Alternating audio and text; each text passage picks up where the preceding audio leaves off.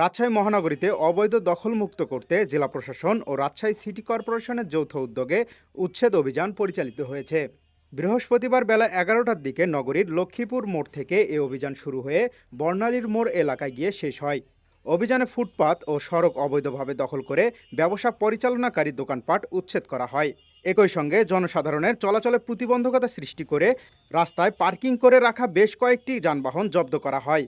অভিযান পরিচালনা করেন রাজশাহী জেলা প্রশাসনের নির্বাহী ম্যাজিস্ট্রেট জাফর আহমেদ এবং রাজশাহী সিটি কর্পোরেশনের এক্সিকিউটিভ ম্যাজিস্ট্রেট নাজমুল আলম।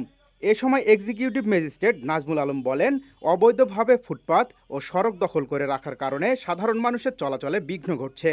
এ কারণে যৌথভাবে উচ্ছেদ অভিযান পরিচালনা করা হচ্ছে। আজ থেকে শুরু হওয়া এই অভিযান নিয়মিত চলমান থাকবে। গতকাল 17 জুন থেকে এই রাজশাহী মহানগরীর সরকারি রাস্তা, ফুটপাত এবং